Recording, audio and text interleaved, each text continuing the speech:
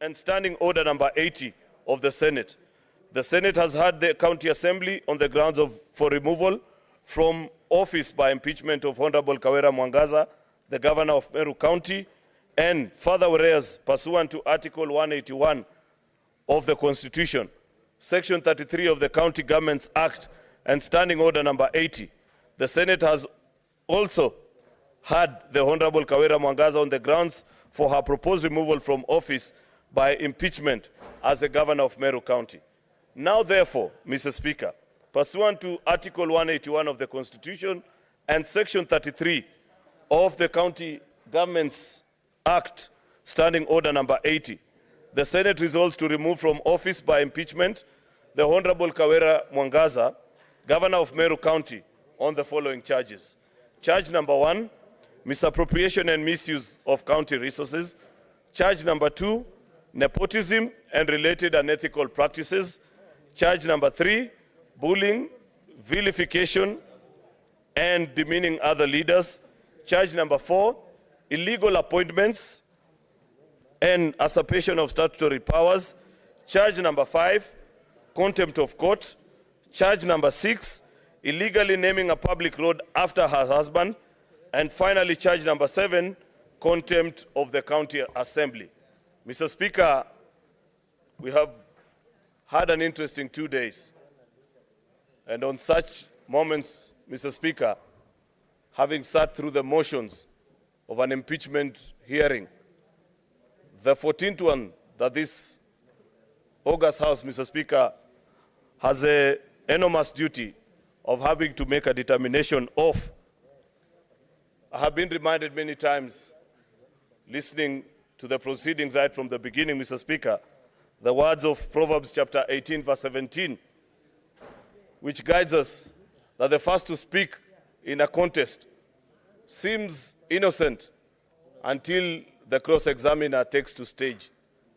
Listening to the conversation, Mr. Speaker, hasn't been an easy duty because we have listened to accusations, counter-accusations, further accusations, Mr. Speaker, and so on and so forth. The enormous duty before this August House this evening, Mr. Speaker, is to make a very serious determination. Honorable members, the 1.5 million citizens of Meru County, occupying a space of 7,000 kilometers squared of this Republic of Kenya, have their fate in your hands and are looking up to you, the 47 delegations of this House, to guide their county towards prosperity and lead them in a way that, like the rest of all the citizens of the Republic, can enjoy the fruits of devolution. Perhaps, arguably, one of the best gifts that Kenyans have bequeathed unto themselves since independence. There is no doubt, Mr. Speaker, having sat here the last 2 days and listening to all the things that we have had opportunity to listen to and seen the videos that have been played, that there is trouble in Meru, that there are difficulties, that county, Mr. Speaker, needs assistance of this House. How you choose to assist the people of Meru, my good friends and colleagues, is in your hands. It is you to make a wise decision. We were reminded that in the next 48 hours, when we went through the motions of an impeachment hearing trial by plenary yesterday morning, Mr. Speaker, that convert yourself from being just an ordinary senator and be a neutral arbiter, be a sober judge, and deliver wise ruling and judgment that will leave the people of Meru County happy. I don't envy you. In fact, Mr. Speaker, after the conclusion of the trial, presented so ably by both lead counsels for the Assembly and the Governor, people that I know so well, and I've had opportunity to work with both of them in different forums, I actually had to seek solace in the Bible again, something that I do when I find myself at crossroads, and reread the story that is found in the book of 1 Kings, chapter 3, verse 16 to 28, where two women, and I intentionally avoid to characterize them as the Bible does because of certain connotations, Mr. Speaker, that have been issued in the process of moving this motion, had a disagreement with both claiming that the dead child belongs to the other, while the one that is alive belongs to them. And when they appeared before King Solomon, the wise judge made a decision that many of us do agree up to date, Mr. Speaker, that was incredibly wise and made the right decision in awarding the correct baby to the correct mother. Mr. Speaker, that is a duty that all the 47 delegations have today, to make a decision and see to which mother are you going to give Meru County. Because there is a part of Meru that is dead, there is a part of Meru that is alive. The duty that is before you, colleague senators, is to determine who has killed their baby and which mother should be left with which baby. Colleagues, I do not intend to be long on this process because you all understand the constraints of time that we have, the very difficult decisions that we have to make tonight, and you know very ably that by the stroke of midnight, we need to have made certain conclusions, or at least have converted into the exercise of voting. Otherwise, Mr. Speaker, we will be forced to adjourn and wait until you gazette another sitting. And since it is not my intention, Mr. Speaker, to get us to that phase,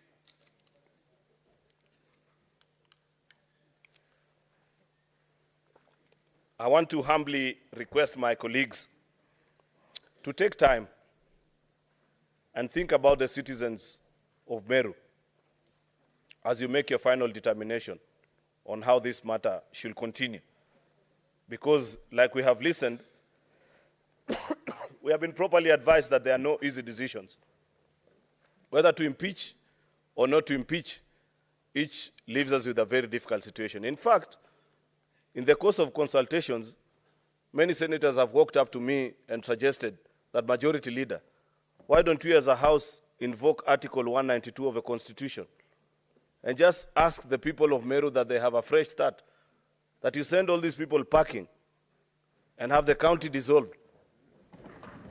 And perhaps after that realization, then the people of Meru can enjoy the fruits of devolution. It's not an easy decision. It's not an easy task that is ahead of us. To save or not to save is not just about whether you have been convinced or not convinced, because every decision that you make, when you eventually press the button to vote either yes, no, or even, I'm afraid, Senator Sifuna, even abstain has consequences today, unlike in other occasions. Colleague senators, this is a moment. I know that each of you pensively sat down, listened, and has reached a decision. But I'm willing to be convinced, and I guess that is the exercise that you're about to make in the next 1 hour. Listen to whatever points you have picked out from the trial that has gone on here, and hope that on any of the 7 charges that have been presented, it will be good to hear from you. Do you agree that all charges have either not been substantiated or some of them have been? The eventual point that I make, Mr. Speaker, is that eventually Meru will still need us, even after this vote, dear senators. When we conclude on this exercise and the vote tonight, it is my humble submission, Mr. Speaker, that we will still need to retreat and think through what options are available for that particular county. I am particularly troubled, Mr. Speaker, because, to be sincere, I never knew of all those happenings until I saw the videos today. We must speak and condemn some of the things that we have seen in that particular video. I am a father of 2 girls, Mr. Speaker, and I'd wish to leave a safe and a better haven for my daughters eventually when I am out of leadership. Some of the things that we have seen, either leaders say or do, I'm afraid, Mr. Speaker, that is not the kind of world that we want for our sisters, for our mothers, for our daughters, for our wives. And I hope, Mr. Speaker, that because these videos have been brought to fore, it should not just end here in the Senate. I strongly believe that it is within the mandate of the Ethics and Anti-Corruption Commission, because these are ethics issues.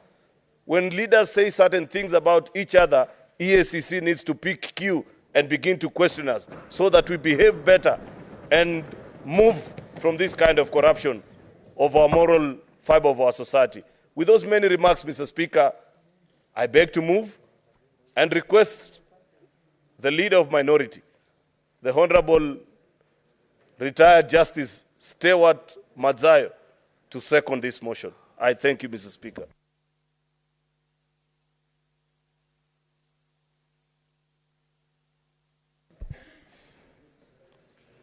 Asante Bwana Spika. Bwana Spika, kwanza nataka kuwashukuru maseneta kwa utulivu wao katika hizi siku mbili ambazo wameweza kuchukua kusikiza huu mjadala. Bwana Spika, huu ni mjadala ambao uko mbele ya Senate. Ni mjadala ambao unatakana sisi tuusikize na alafu tuweze kufanya uamuzi ikiwa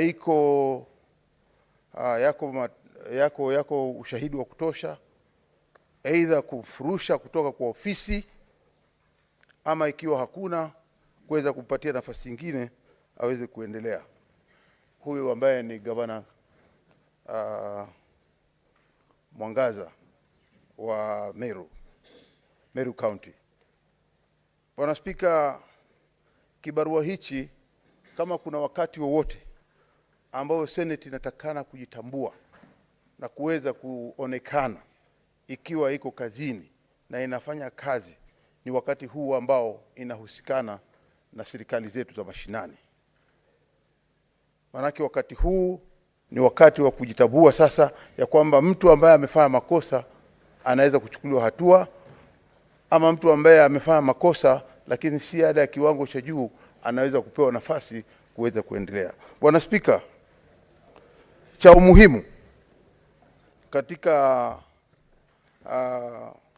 mjadala huu wetu ambao umeletwa katika kipengele cha 181 cha katiba na vile vile katika kipengele cha 33 cha katika County Government Act, na vile vile kulingana na kanuni zetu za kudumu za bunge la Senate kipengele cha 80. Bwana Spika, kibarua kilichokuwa hapa jana na leo ni kibarua kikubwa sana. Tumeweza kukaa ndani ya hii bunge letu la Senate kuanzia mapema wakati wa saa 8:30, na tumeweza kuendelea jana mpaka jioni, tumefika saa 6 usiku, na hivi leo vile vile tumeanza mpaka sasa bado tuko hapa. Bwana Spika, hili ni jambo nataka kuwapatia kongole maseneta wote walioko hapa kwa kazi yao nzuri waliweza kuifanya kusikiza mjadala huu. Bwana Spika, Wakenya wote hivi sasa macho yako katika nyumba ya Senate na wanaangalia na wameweza kujionea katika wale mawakili wazuri, mawakili ambao ni majabali wa sheria, wameweza kusema kwa upande wa gavana Kawira na kwa upande vile vile wa County Assembly ya Meru. Tumeweza kuwasikiza na tuna hakika ya kwamba masenators wetu wataweza kuamua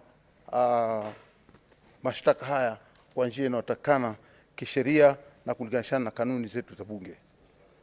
Bwana Spika, cha umuhimu ni kwamba sote sisi ni wazazi Na pengine ningeweza kujiunga pamoja na ndugu yangu hapa Aaron Cheriot aliyesema yeye pia yuko na watoto. Pia mimi niko na watoto wawili wa kike, ambao cha kwanza mimi sikuweza kufahamu kabisa ya kwamba kama kuna picha ambazo zinaweza kuonyeshwa na ukajitafakari we mwenyewe, kama ni mke wako, ni mamako, ni ndugu yako wa kike, ni mtoto wako wa kike. Lakini hayo yakijiri, vile vile kuna aina mbalimbali ambapo tunaweza kuangalia na kuona kama kulikuwa na kosa ama hakukuwa na kosa. Njia muhimu ya sisi kufata ni kuangalia kanuni zetu za bunge na katiba inasema nini. Kwa hiyo ndugu zangu maseneta mlioko hapa, mko na wajibu mkubwa sana. Sisi tukiwa hapa, nataka kuwaeleza Wakenya wote, ikifika time kama hii, hakuna ya kwamba hawa wako pati hii, hawa wako pati hii. Tunaangalia ukweli umesimama wapi, na bunge la Senate linasimama na ukweli. Kwa hiyo mimi nataka kuambia Wakenya wote wasiwe na wasiwasi. Tumesikiza na kila mtu atatoa wajibu wake.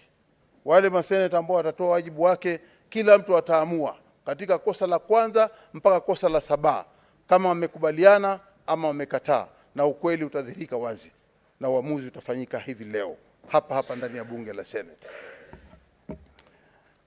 Mimi tu ni kuwatakia kila laheri katika uamuzi wenu.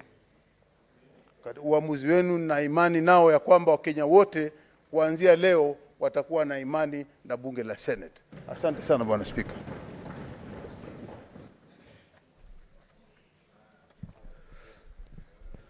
Thank you, honorable senators. I will now proceed to propose the question, which is that whereas pursuant to Article 181 of the Constitution and Section 33 of the County Governments Act, on Wednesday, 25th of October 2023, the Meru County Assembly approved a motion to remove from office by impeachment Honorable Kawira Mwangaza, the Governor of Meru County. Whereas by a letter reference M. Cares, Volume 4/43, dated the 26th of October 2023, and received in the office of the Speaker of the Senate on Friday, 27th of October 2023, the Speaker of the Meru County Assembly informed the Speaker of the Senate of the approval of the motion by the County Assembly, and further forwarded to the Speaker of the Senate documents in evidence of the proceedings of the Assembly. Further, whereas pursuant to Article 181 of the Constitution, Section 33 of the County Governments Act, and Standing Order 80 of the Senate had the County Assembly on the grounds for removal from office by impeachment of Honorable Kawira Mwangaza, the Governor of Meru County. And further, whereas pursuant to Article 181 of the Constitution, Section 33 of the County Governments Act, and Standing Order number 80 of the Senate, the Senate also had the Honorable Kawira Mwangaza on the grounds for her proposed removal from office by impeachment as the Governor of Meru County. Now, therefore, pursuant to Article 181 of the Constitution, Section 33 of the County Governments Act, and the Standing Order 80, the Senate resolves to remove from office by impeachment the Honorable Kawira Mwangaza, the Governor of Meru County, on the following charges. Charge 1, misappropriation and misuse of county resources. Charge number 2, nepotism and related unethical practices. Charge number 3, bullying, vilification and demeaning other leaders. Charge number 4, illegal appointments and usurpation of statutory powers. Charge number 5, contempt of court. Charge number 6, illegally naming a public road after her husband. And charge number 7, contempt of the County Assembly. Now, honorable senators, we may now proceed to debate. What is your point of order, Senator Cherange? Mr. Speaker, as per Standing Order number 111, I propose that we move limitation of debate and allow each and every senator to speak for 3 minutes. If you can push that one up to around 11:25, Mr. Speaker, sir, then between 11:25, by at least we give also chance governor to reply, and from around 11:40, Mr. Speaker, we can now move to vote so that we don't run afoul of the Gazette notice that you issue, and we are able to finish under today so that we don't need to Gazette another day. Mr. Speaker, I propose and request Senator Wambua to second.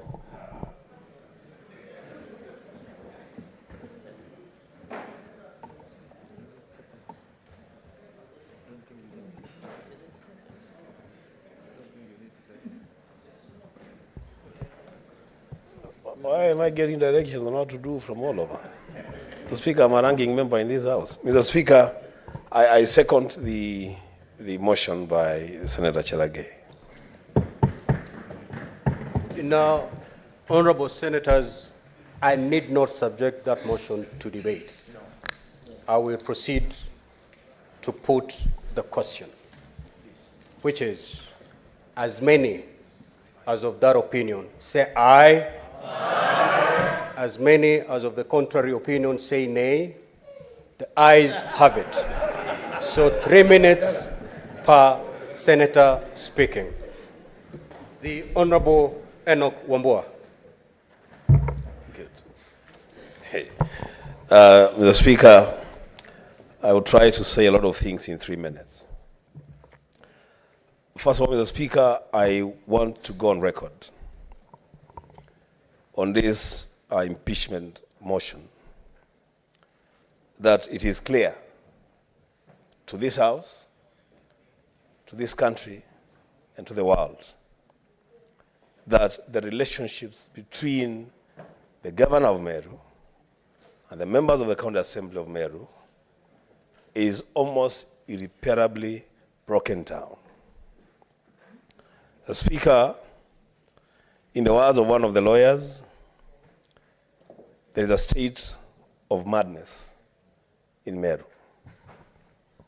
The Speaker, the parties before the Senate to process this impeachment motion have come to us seeking justice. And that is what they must expect. Justice for the parties and justice for the people of Meru. The Speaker, this Senate must decline the invitation by any party to take sides and move in a direction for whatever reason. This Senate, the Speaker, was available to the parties. They had an opportunity to approach the Senate Standing Committee on Devolution to settle their issues. They passed that opportunity.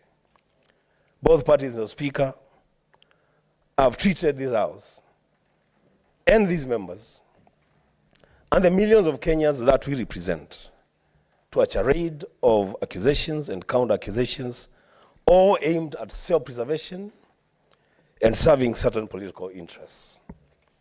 The Speaker, I'll just give 2 examples. The County Assembly of Meru has come to this House with allegations of relatives of the governor being used to embezzle county funds. When that matter was put to test, the evidence on record by the County Assembly is that, 1, it is in the public domain that these are relatives of the governor. And secondly, the Speaker, they said that we have seen them take photos. And from those photos, there's a display of public affection. How are we in Kitui supposed to make a decision on the relationship between the governor and our sisters on account of a photo that I don't even know where it has come from? The Assembly failed a basic test to just draw a family tree and show us the relationships. The governor herself, Mr. Speaker. Your time is up. Senator Boni.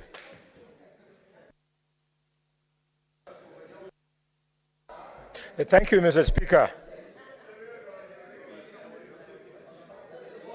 Order, honorable senators. Senator Boni, you have the floor. Thank you, Mr. Speaker, so much.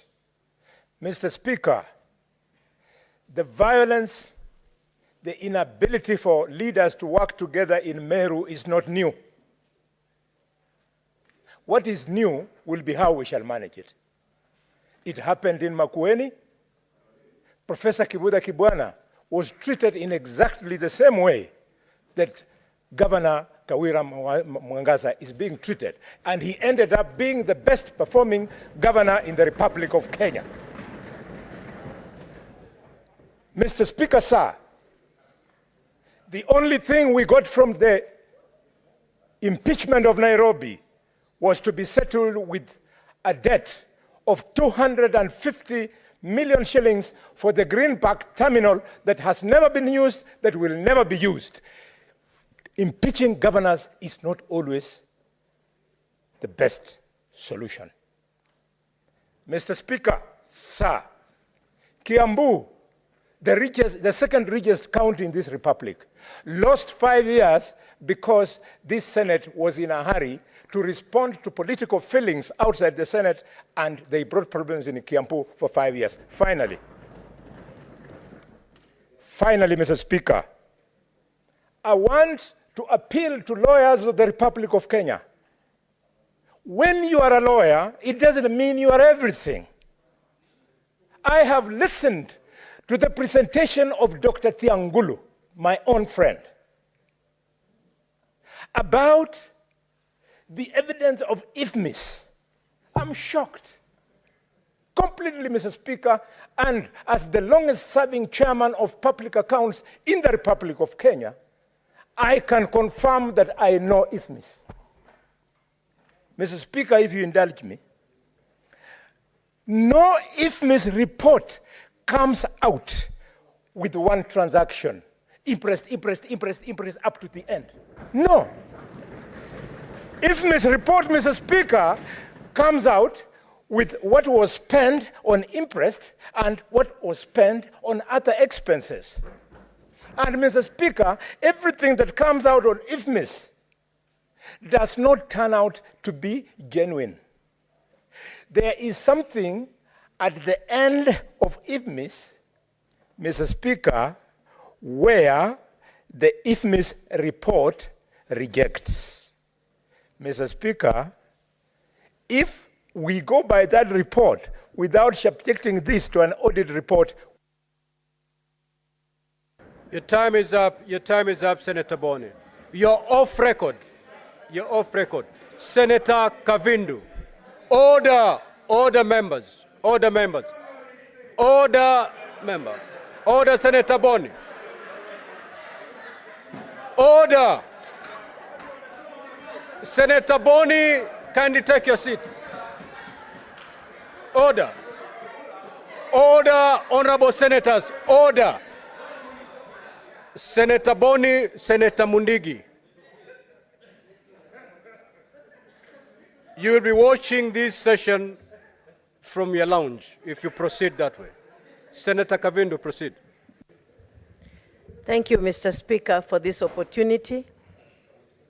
I want to say that it has been a good time to listen to both parties, the County Assembly and the governor's side. But, Mr. Speaker, if I may be very honest, if there's a day in this House I was disappointed, is today. Because when I listened, these are issues that would have been solved at Meru level. Those are not issues to be brought to the Senate, because there is no weighty issues that cannot be solved at Meru. The only issue that was very heavy for me is the abusive words that those men used on the governor. I cried. I didn't know what to do. I wanted to walk and go because I could not bear watching the abusive words that were being used to the governor. We are women, yes. We are educated, just like the men. Who is that who set an alarm to wake up to go where? Can you hold that time for Senator Kawira? Yes, please hold the time Honorable for senators, me. put your phones on silent mode. Mr. Speaker, we are women. We are women, we have daughters, and we need to be given space in political arenas that we may also portray our potential like any other person. We are leaders, and we can lead, but we don't need this kind of bullying, because even if, if we are given space, we can work. People of Machakos today ask me, was this potential within you all those years? Because of what I do. I am sure the way I've seen the MCIs working with the governor, if they are given humble time and no insights from anywhere, they can work and they can deliver. Mr. Speaker, I'm very disappointed, and I don't see anything that can make anyone go. Thank you, Mr. Senator Ali Roba.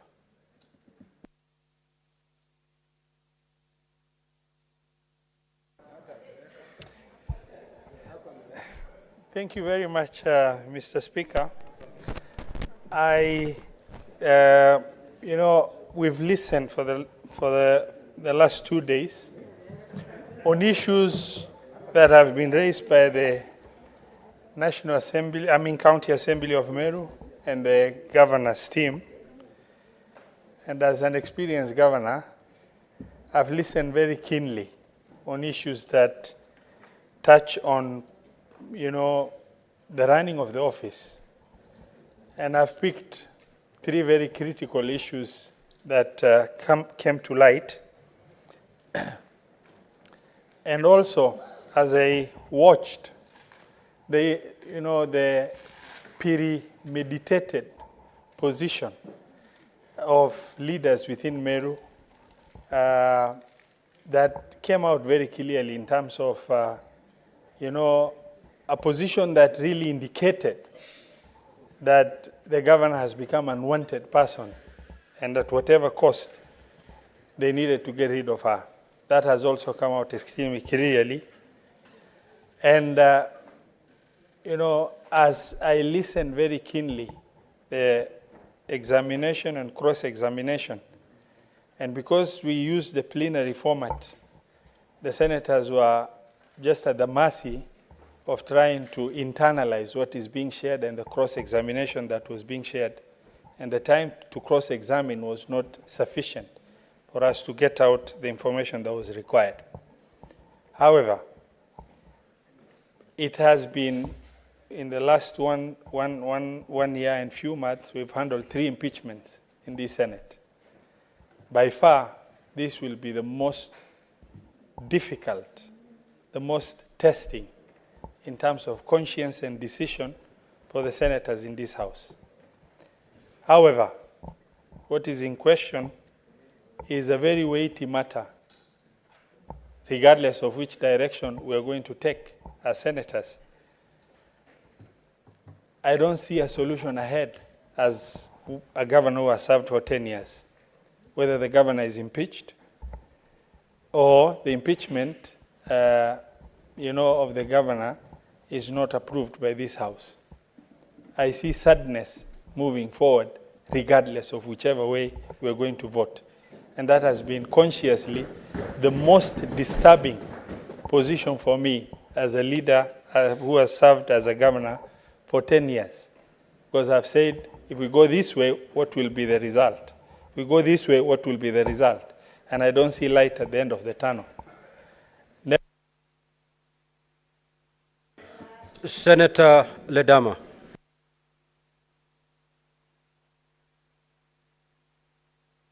Mr. Speaker, I speak here today as a father of 2 lovely daughters whom I'd like to see grow, become leaders like the way God has blessed me. What I witnessed today, Mr. Speaker, is something which negates that dreams if we do not stand and to be counted. What I've witnessed today, Mr. Speaker, is this Senate being reduced into being an internal audit.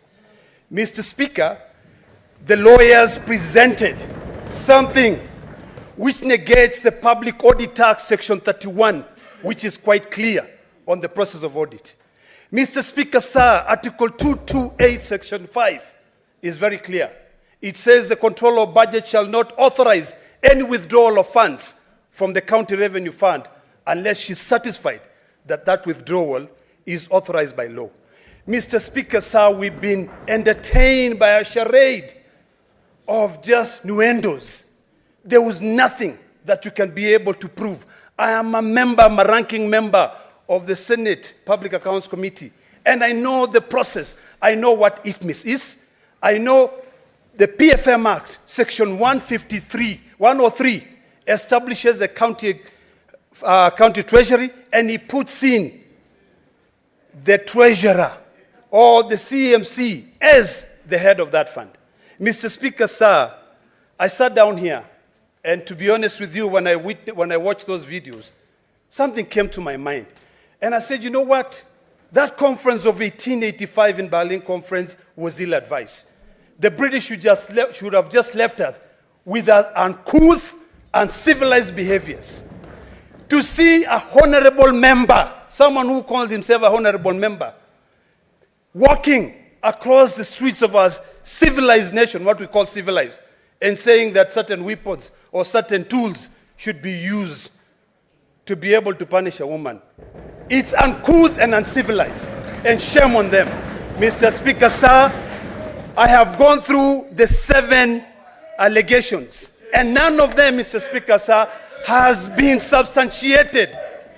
We are being introduced, we are being invited, Mr. Speaker, sir, to get into a conflict of manhood and womanhood.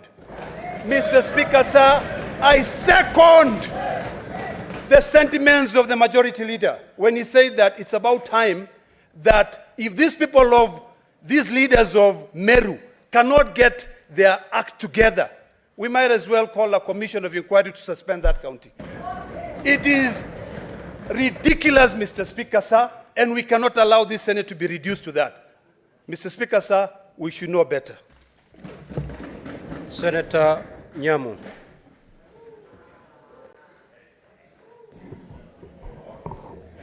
Thank you, Mr. Speaker. Mr. Speaker, I have listened very carefully to the submissions from both sides since the beginning of this matter. Mr. Speaker, the million-dollar questions for this House and my colleagues is, does this matter before us meet the threshold for impeachment? And I want to quote the guidelines given by the Supreme Court of the threshold of conduct of the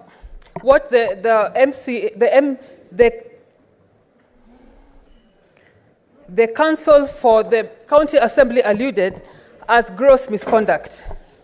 Mr. Speaker, is the conduct of the county governor of Meru, is it grave?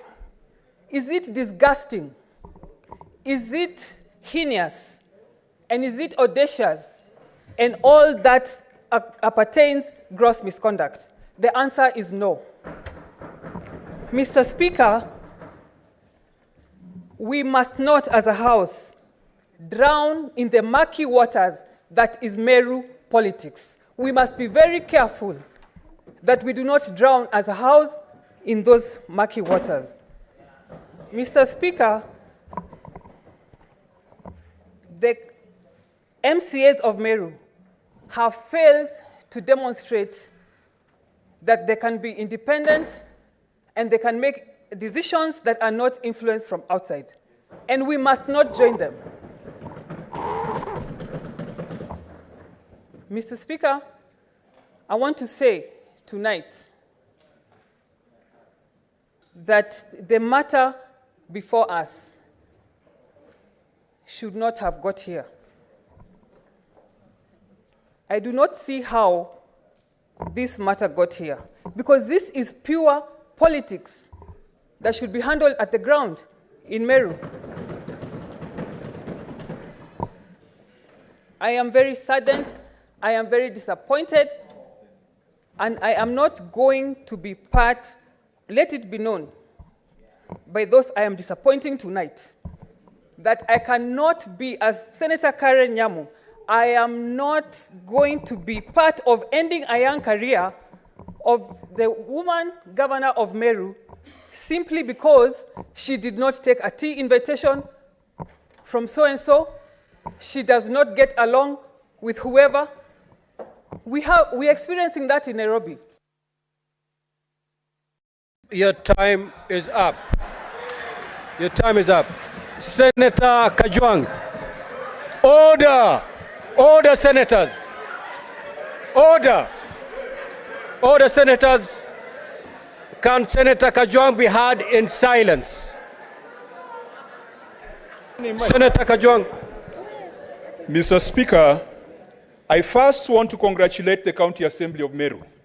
They have done their constitutional mandate. And if this parliament did half of what the County Assembly of Meru has done over the last 1 year, Mr. Speaker, the cost of living would be much lower, and some people will not be living in the houses they are living up on hills. I want to congratulate the County Assembly of Meru that whatever the outcome of today, they should not go home feeling that they did the wrong thing. They undertook their constitutional mandate.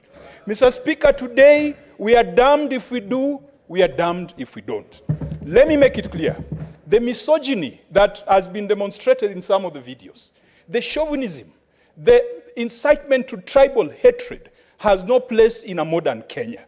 And Mr. Speaker, those are things that we should not be massaging. Those are criminal actions. Gender-based violence is such a grave criminal action that if I had an option to ask the governor a question, I would have asked whether she reported those matters to the police, because impunity breeds in silence. Mr. Speaker, from the submissions, it appears as if everybody in Meru is mad. We are in a season of madness in Meru. And that, Mr. Speaker, the only sane person in Meru today is the governor and the spouse. That is what has come out of the submissions. But, Mr. Speaker, could that be true? That all the great men and women of Meru, including the Deputy Speaker of this House, are mad, are in a season of madness, and the only lucid person can be the governor? Mr. Speaker, that presupposes and that indicates there's a big, big problem that an impeachment cannot solve. Mr. Speaker, we have a patient with 2 damaged kidneys. We take out 1 kidney, the patient will not survive. You take out the governor, you leave the assembly, you still have a problem. You reinstate the kidney, which is the governor, you still have a problem. Mr. Speaker, Article 192 says that where a county government has irretrievably broken down, that county should be suspended, that county should be sent to a fresh election. And Mr. Speaker, even though we do not have the original jurisdiction on that, I want to encourage the citizens of Meru to call for a suspension of the county government, to send Governor Kawira Mwangaza back to the people, and to send the MCAs back to the people. We have been told a lot of stories about who is popular and who is not popular. But finally, Mr. Speaker, let us not forget that in 2010, this nation discharged Nancy Baraza of a role as a Deputy Chief Justice of the Supreme Court of Kenya on very spurious allegations. But that has set a precedent. That has been part of our jurisprudence. If we were to go with that threshold, then Governor Kawira Mwangaza should go home. Senator Wakoli.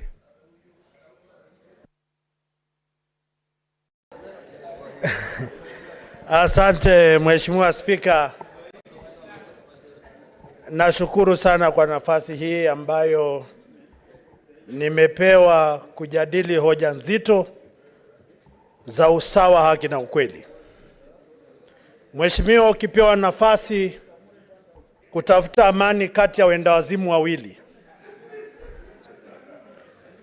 unashindwa utaanza vipi? Ama iwapo wewe ni mhubiri na unamuombea mwendawazimu, Mheshimiwa Spika, utafumba macho ukiomba ama utayakodoa macho pima ukiomba? Hiyo ndio hali tumo sasa. tunakashifu matamshi mabaya dhidi ya wanawake. Lakini pia lazima tukashifu matendo mabaya yanayotendwa na wanawake. Iwapo kuna ubadhirifu wa pesa, lazima tuseme. Iwapo kuna matusi dhidi ya wanawake na jinsia zao, lazima tukashifu.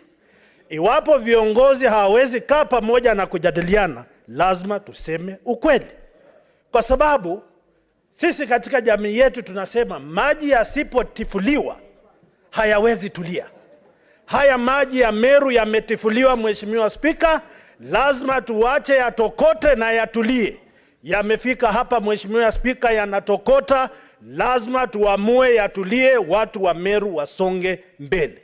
Haiwezekani viongozi hawa kusema yale wanayosema pasipo shinikizo ama kunyoshewa vidole na viongozi wengine. Iwapo wewe unasema ni bishop na unasema wenye wivu wajinyonge, ni mahubiri yapi tunaendeleza katika nchi ya Kenya? Lazima tuseme ukweli. Tumejadili mambo ya wahubiri, wahubiri wawe wa ukweli, viongozi wawe wa ukweli, na bado nitasema fisi aliambia mawe, hata tukinyamaza vipi mumesikia, na lazima tupige kura turekebishe mambo ya Meru. Asante sana Mheshimiwa Spika. Senator Mogeni.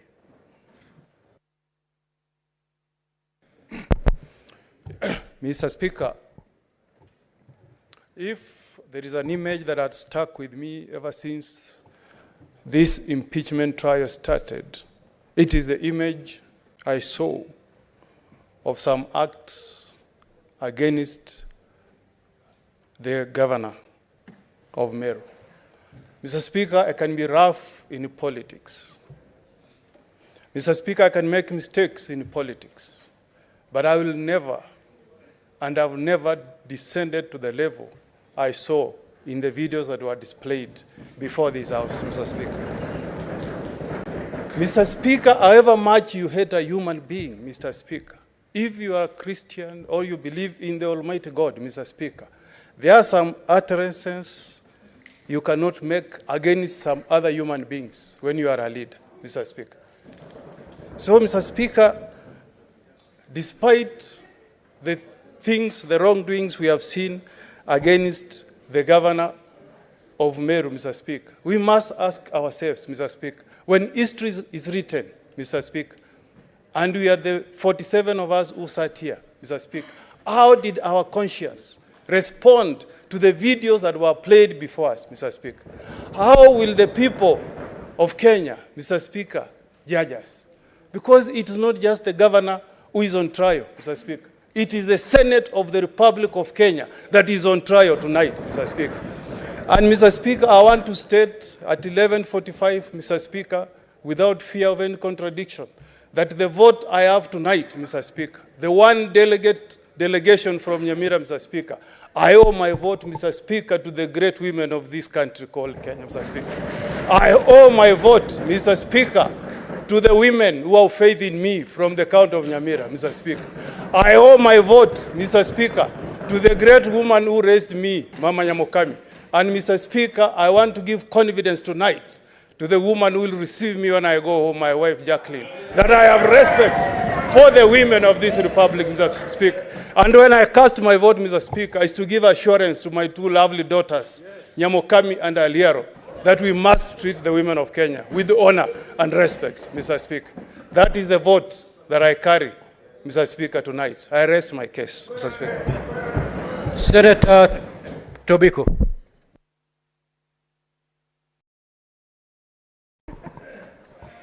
Thank you, Mr. Speaker. Mr. Speaker, I thank you. And Mr. Speaker, throughout this impeachment petition, Mr. Speaker, I took my time to listen to both sides without trying to give my advice to my sister, as was expected by many Kenyans and by many people in Meru. Mr. Speaker, the council for the county assembly, Thiangolu, has said that quite a number of charges were like repetitions of the same charges that were in the first impeachment, Mr. Speaker. Mr. Speaker, then I don't know whether this was just an appeal of what this House had already made a decision on, Mr. Speaker. They could be allowed by law, Mr. Speaker, but I don't think they should have then wasted the time of this House, Mr. Speaker. But, Mr. Speaker, because of time, my submission this evening, Mr. Speaker, is that there could be administrative omissions and commissions. But, Mr. Speaker, do they meet the threshold of impeachment, Mr. Speaker? As far as I'm concerned, these are non-impeachable offenses, Mr. Speaker. Mr. Speaker, what we have seen throughout these 2 days is hounding of a woman out of office through emotional abuse, through intimidation, through slander, Mr. Speaker, through threats on her life, Mr. Speaker. We have also seen tribal and ethnic profiling, Mr. Speaker, issues that I think NCIC should pick up, Mr. Speaker. And I would want, Mr. Speaker, to advise the governor of Meru that whatever happens to you this evening, there are cases here that you should take to court, Mr. Speaker. This is very scary to aspiring women of this country.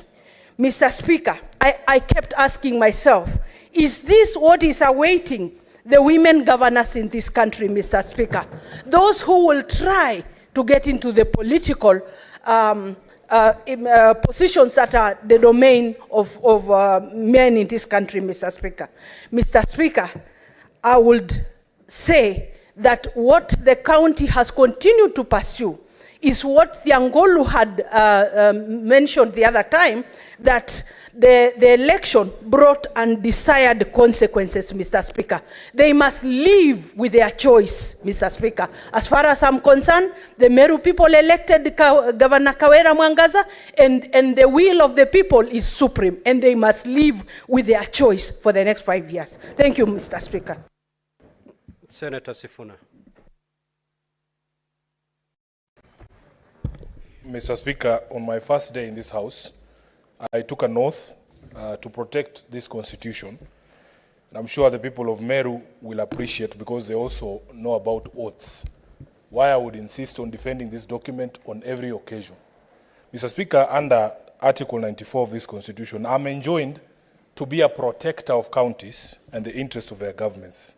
And that is exactly what I'm going to do, whether I know anything about any of your counties, whether I have ever been there, whether I know anyone from there or not, because that is the oath that I took, Mr. Speaker. It has set a very high threshold for the removal of a governor under Article 181 on gross violation of the Constitution and the law, gross misconduct and abuse of office, or where there are serious reasons to believe that the county governor has committed a crime under national or international law.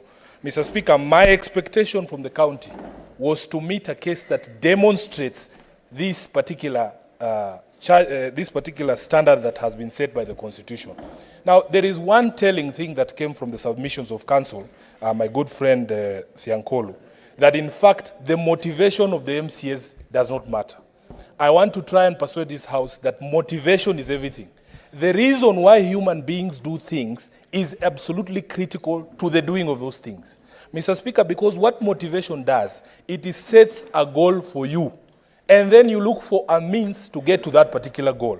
We have seen the evidence that has been laid here demonstrate clearly that a decision was made that Kawira Mwangaza had to go as a governor of Meru. And then steps and plans were put in place to be able to meet that particular goal. And that is something that I cannot abide as a senator sworn to protect the interests of counties. Mr. Speaker, I want to speak to two analogies that have, been used quite extensively by the team from the county assembly. One, Mr. Speaker, is the analogy of the scorpion and the frog. I do not think anyone can ascribe the innocence of the frog in that particular analogy to the county assembly of Meru. At the very minimum, it is a scorpion being carried by a crocodile on its back, because both animals are extremely dangerous from the evidence that we have seen here. Mr. Speaker, secondly, it is this much repeated song by Shaggy called "It Wasn't Me." In fact, in that particular song, council forgot that there was a collabo. There's another gentleman who's singing in that song as well. That gentleman says, "I was caught live." There are photos. There is evidence. That is what we expected from the county assembly. In the evidence of the photos of this gentleman on the counter, in the shower, as the council sang, Mr. Speaker, it is difficult for me to get behind the case by the county assembly. I rest my case. Senator Keroche.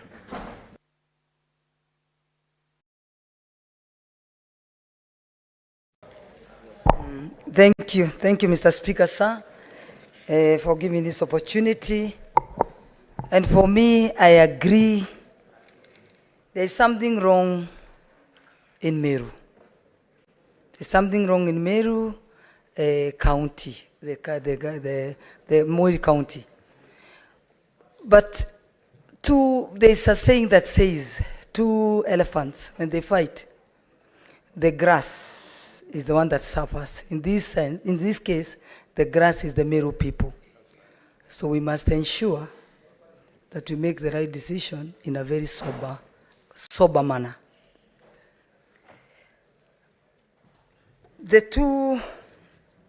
Both parties, I can say both parties, their representation was not convincing, both parties.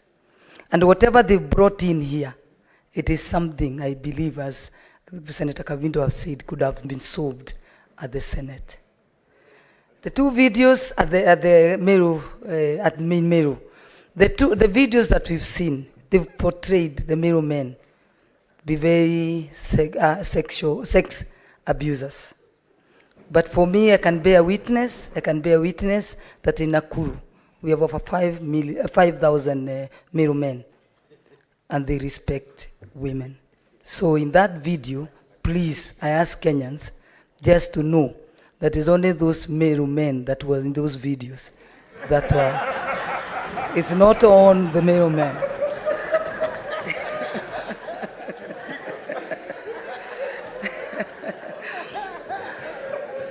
I want to take this opportunity. I really want to take this opportunity and advise my sister, Her Excellency Governor Kawira.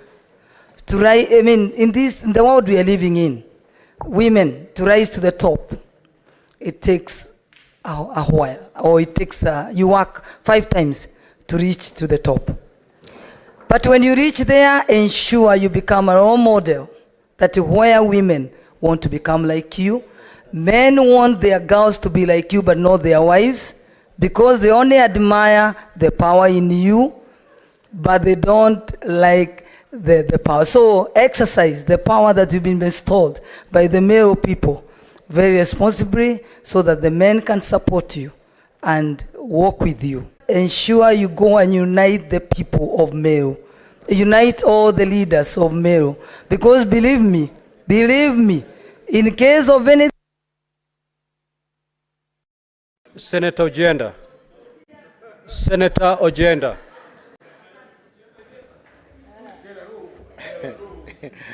Thank you, Mr. Speaker, for according me the opportunity to make a contribution to the debate before the House, that the 7 charges leveled against the Governor of Meru have a set threshold that must be established in now settled decisions of the Supreme Court on the impeachment of Governor Sonko, and set by the Court of Appeal on the impeachment of Governor Wambora. Mr. Speaker, sir, I participated in both cases. I've also had the advantage, Mr. Speaker, sir, of participating in the impeachment of the governor of Wajir, Mr. Mohamud, who is successfully returned to office after impeachment. The threshold question, Mr. Speaker, sir, is therefore important, and I just want to address myself to that question. Mr. Speaker, sir, the charges included misappropriation and misuse of county resources, nepotism and related unethical practices, bullying, vilification, and demeaning of other leaders, as set out under Article 75, 2 and 3, illegal appointments and usurpation of statutory powers, contempt of court, illegally naming a public road after a husband and lastly, contempt of the county assembly. It is imperative that the threshold set, or that should be set and as properly defined in the Sonko case, should be above, somewhere above the doubt, and somewhere below below the threshold required for criminal trials. But Mr. Speaker, sir, turn to the effect of impeachments, and this is what should guide this assembly in voting. The effect of an impeachment is to permanently bar an individual from holding any public office. So whatever you do today, you'd be barring Governor Mwangaza from holding any public office in the Republic. Is this a fair act that this Senate should sit back and undertake when voting? I think that is the $6 million question. Mr. Speaker, sir, the gender question, and I think this is something, and I don't want to talk about scorpions and crocodiles and frogs, but in my understanding of what is before this Senate, the levels that have been defined. Is up, Senator Charanke. Mr. Speaker, sir, one, I want to congratulate members of County Assembly. I predicted in December that we'll go back where we are today during the first impeachment. I want to thank the MCS, Mr. Speaker. It is their constitutional right. Impeachment is a political process. Mr. Speaker, I'm happy gender is not on trial. It is about the competency, the ability, and discharge of the work of the governor. Mr. Speaker, when you look at the loss of 78 million, Mr. Speaker, the County Assembly has gone beyond and proved that the governor could not account for 78 million. Mr. Speaker, that charge has been proved. Number two, Mr. Speaker, on the appointment, I was shocked, Mr. Speaker, under Article 183, Article 65, Article Section 30 and Section 45 of the County Governments Act, Mr. Speaker. You have been a governor. It is very clear that the governor abdicated. And in fact, on the record, the governor said she had delegated her role to County Secretary, Mr. Speaker. Mr. Speaker, number three, it goes to the point. Where is the 1.5 Meru people, Mr. Speaker? It cannot be that you don't agree with the MCS, you don't agree with the church, you don't agree with Njurinjeke, you don't agree with elected leaders, 10 or 11 of them, Mr. Speaker. It is not that all others are wrong, Mr. Speaker, until you disfranchise, humiliate, vilify, bully elected leaders in front of the president. Mr. Speaker, the deputy president and the president on several occasions have tried to reconcile. What is it hard for governor to work with the rest? Because whenever a problem comes, they only come up with a gender guard. And I tell you, there is a saying that is popular that what a man can do, a woman can do more. What has happened? There were insults from the men. But did you see, Mr. Speaker, on record on WhatsApp, the governor herself said to the deputy governor, you will defecate avocado seeds, Mr. Speaker. So which insult is better than the other, Mr. Speaker? We cannot hide, Mr. Speaker. We must lift the veil. For Meru to move forward, we must stand with the MCS and give them the confidence to ensure oversight, Mr. Speaker. I can assure you, Mr. Speaker, if today Governor Kawira Mwangaza, Mr. Speaker, is shown the door, Meru will heal and will go for the better going into the future. Mr. Speaker, I submit. Senator Osotsi. Thank you, Mr. Speaker. Mr. Speaker, because of the short time, I want to start by saying that from the onset, this Senate agreed that we are going to listen to this case, the merits and demerits of the case, and make a decision. Mr. Speaker, I've spent hours here, sitting here, listening to the presentation from the two parties.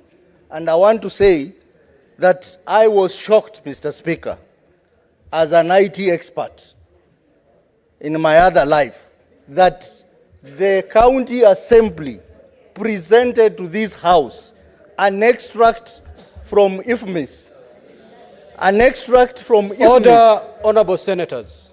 May the senator be heard in silence. An alleged extract from IFMIS that is not verified. Mr. Speaker, this House has passed a law called the Computer Misuse and Cybercrime Act 2018. And I participated in processing this bill. Under Section 14, subsection 2, it is very clear that any data from a computer system, especially a computer system that is categorized under Section 9 of the same Act as a critical information infrastructure, that access must be based on a consent. Mr. Speaker, we have been presented with an extract from IFMIS which has no consent. Yes, they made an attempt to get a consent, but there are other offices which could have provided the consent, like the Controller of Budget Office, the Treasury, and even the IFMIS Directorate itself. They never made that effort. Mr. Speaker, this particular extract was provided by an anonymous person called Salasio. This man has not been brought to this house to testify. This man is not known whether this money exists or not. The house cannot, a house of parliament is a house of record. We cannot be made to sit here for hours listening to submission based on a document that is not verified, a document that is unlawful. Mr. Speaker, this house has to be respected. In addition to that, Mr. Speaker, there were some submissions given as evidence of WhatsApp. And this matter was questioned by Senator Gloria. And the counsel on the other side brushed over the issue. But if you go to another law that was passed by this House, called the Data Protection Act, Section 26 of that Act talks about the data subject rights.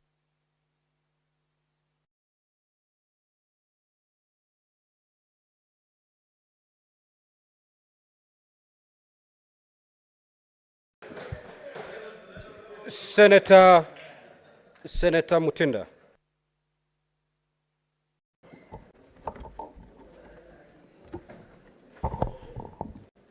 Thank you, Mr. Speaker. And Mr. Speaker, I first want to start appreciating the County Assembly of Meru County for the far they've come from. It's been challenging. It's been evident out there. It's been tough. They've walked a journey like any other journey that you can walk. Every journey has turbulence.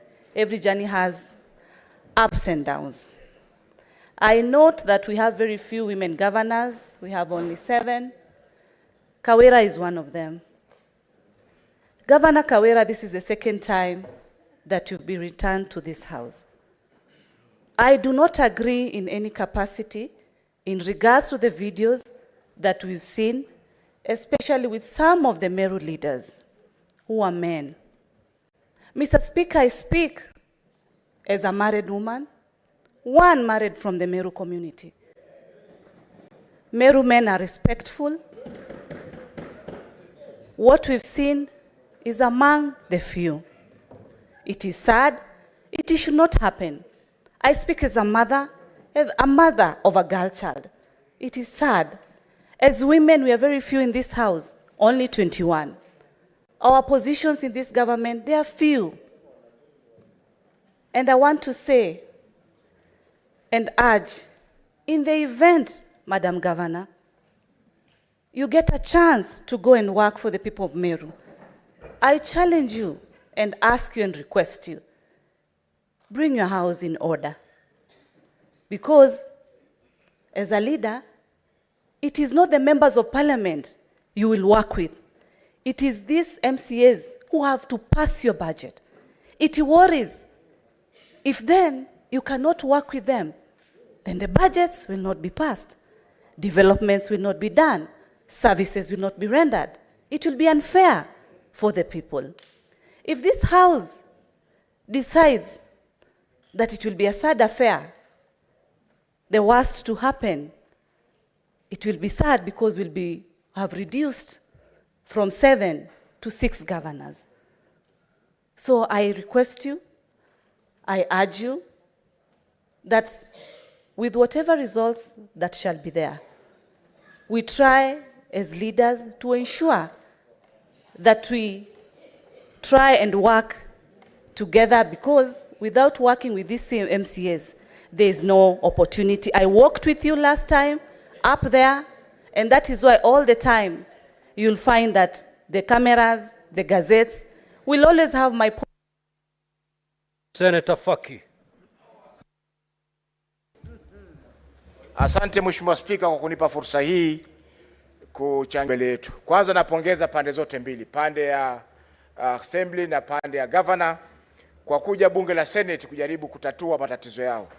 Na upande wowote uamuzi utakaotoka hapa ni kwamba hakuna upande ambao utakuwa umeshinda. Ni kwamba uamuzi utakaotoka hapo utakuwa ni uamuzi wa bunge ambao lazima tuukubali na vile vile pia utekeleze kama itakavyokubalika. Mheshimiwa Spika, sisi kama Waislamu tunasema kosa moja haliachi mke, haliachi bibi, kosa moja haliachi bibi. Na tunasema pia kwamba talaka ni mara 3.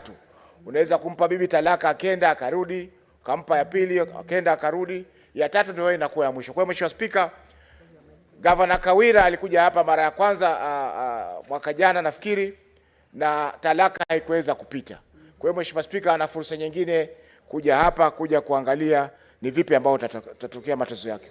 Mheshimiwa Spika, ni kwamba ni masikitiko kwamba ushahidi uliotolewa haukuweza kuthibitisha makosa ambayo yamedaiwa kufanyika na Governor Kawira. Mheshimiwa Spika, tukiangalia makosa yote ambayo yamezungumziwa hapa na ushahidi ulioletwa haukuweza kufikia kiwango ambacho kimewekwa na mahakama ya upeo kabisa, yani Supreme Court, katika kuangalia masuala kama haya. Kwa hiyo Mheshimiwa Spika, itakuwa ni dhulma kubwa kuweza kumpeleka nyumbani Governor Kawira kwa ushahidi ambao haukufikia kiwango unachohitajika na mahakama. Mheshimiwa Spika, uamuzi utakaofanywa usiku wa leo hautasaidia yale matatizo ambayo yako Meru samani. Na ni jukumu la viongozi ambao wamechaguliwa wote kuhakikisha kwamba tatizo hili wameweza kulitatua wao kama viongozi wa Meru, kwa sababu matatizo ya Meru hayawezi kutatuliwa na viongozi wa kutoka Isiolo, hayawezi kuchaguliwa na viongozi kutoka Mombasa, wala viongozi kutoka sehemu yoyote, isipokuwa watu wa Meru wenyewe wakae chini waangalie matatizo haya, waweze kuamua ili watu wa Meru waweze kupata maendeleo kama ilivyotarajiwa na katiba yetu ya mwaka 2010. Kwa hiyo Mheshimiwa Spika, kwa kumalizia ni kwamba tumepata fursa ya kujua matatizo ya Meru. Na fursa hii ni fursa ambayo iko katika kaunti zetu zote ambazo tuko nazo katika nchi yetu ya Kenya. Na isiwe kwamba wakitoka hapa mmoja amesema mimi nimeshinda. La, watakokuwa wameshinda ni watu wa Meru kupata uongozi na kupata viongozi ambao watasaidia kupeleka kaunti ya Meru mbele. Asante sana Mheshimiwa Spika. Senator Methu. Thank you very much, Mr. Speaker, for giving me an opportunity to speak to this motion. Honorable Speaker, this evening I've been called upon to make a very difficult decision. A decision that if we send Governor Kawira home, then her career comes to a grinding halt. Honorable Speaker, as it has been said, the threshold of an impeachment has been set in Article 181 of the Constitution of Kenya. It has also been very well spelled out in the precedents that have been set in the decision of the High Court in the Wambora case and in the decision of the Court of Appeal in the Wambora case, Honorable Speaker. Well, I thank the County Assembly for, because it is within their functions to process an impeachment. When I looked at the charges that have been placed against the Governor of Meru, Honorable Speaker, as a person who sits in the Public Accounts Committee, I looked at the evidence that was adduced in charge number 1, misappropriation and misuse of county resources. And Honorable Speaker, as a member who sits in that committee, we all agree that an infamous extract cannot become evidence as to why and how the Governor of Meru is corrupt on this particular charge, Honorable Speaker. Honorable Speaker, on the charge number 2, on nepotism and unrelated ethical practices, when the council and the team from the County Assembly was called upon to come and give evidence in chief as to how the Governor of Meru is nepotistic, Honorable Speaker, they told us that it is public knowledge that the people that are in those photos are her relatives, Honorable Speaker. So, Honorable Speaker, how am I supposed to know that a person that appears in a photo is a relative of Senator Olekina, is my own relative? Many people have said that the person who was playing guitar on this video looks like myself. How am I not? How, Mr. Speaker, is it that finally, Honorable Speaker, on charge number 3, on bullying, vilification, and demeaning of other leaders, Honorable Speaker, the evidence that was brought by the County Assembly was of a man playing guitar here, singing when Wenyewivu Wajinyonge. That was the accusation that the Governor Kawira demeans other leaders. On the contrary, Honorable Speaker, the video that was played by the defense of the Governor, Honorable Speaker, it printed an image of a patriarchal community, deep, painful images that I would never want. My own children, my own wife. Honorable Speaker, that is not the society that we would want for our daughters, Honorable Speaker. It is not a mistake for anybody to become a leader and she's a woman, Honorable Speaker. It is not a mistake, Honorable Speaker, and it is not the way that we can encourage our girls to become leaders, Honorable Speaker, that when you are a leader, if you disagree with other people, they use sexuality to harass you, Honorable Speaker. Now, Honorable Senators, at this juncture, I will call the Governor. Governor Kawira, you have 10 minutes to address the Senate. The order, Honorable Senators, order. Honorable Kawira, you can take the stand. You have 10 minutes. Order, Honorable Senators.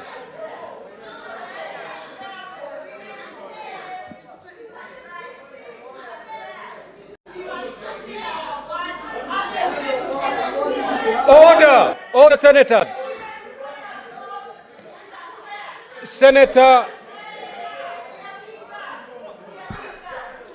Senator Gloria Oroba, leave the chamber immediately.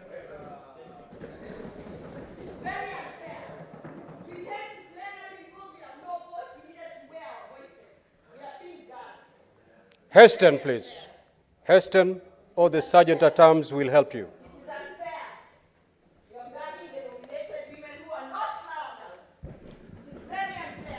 Proceed, Governor.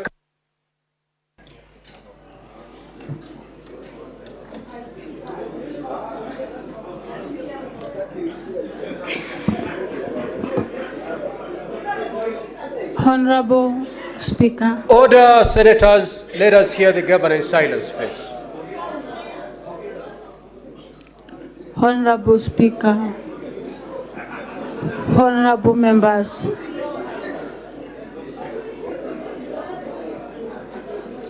Order, Senators. Let us hear the Governor in silence. Honorable Speaker and honorable senators of this House, I want to take this opportunity to really thank you for your time. I know it has not been easy for you. God bless you for your time. Honorable Speaker, I'm here today pleading with this House. And I want to say it in Kiswahili. Mateso ni mengi, lakini Mungu tusaidie. If I have wronged any person in this House, in Meru, in Kenya, I pray for forgiveness.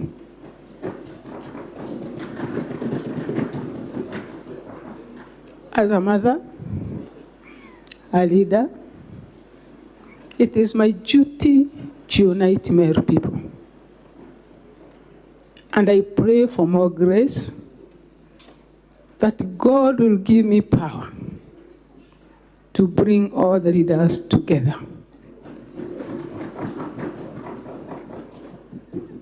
I pray unto our Father to give me more energy to give me more grace. Na Mungu anipe kuvumilia kwingi to see Meru people happy. The members of parliament, our dear deputy senator of this house, the MCAs, deputy speaker, if I've wronged any one of you, forgive me.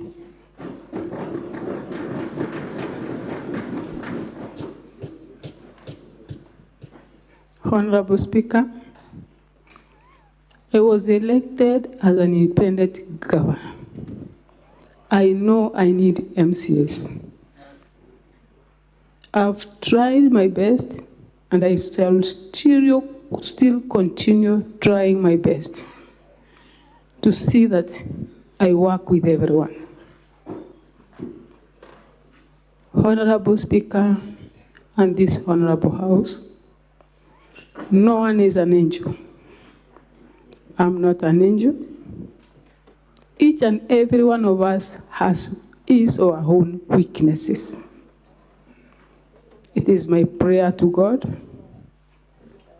that the weaknesses that they might have, God will help me, so that we work together as a team and make Meru people happy. Honorable Speaker, honorable members of this House,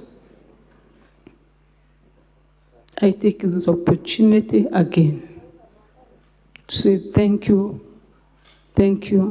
and I pray that you give me a second chance. God bless you. Honorable Senators, I will allow the Senator for Meru 5 minutes to address the House.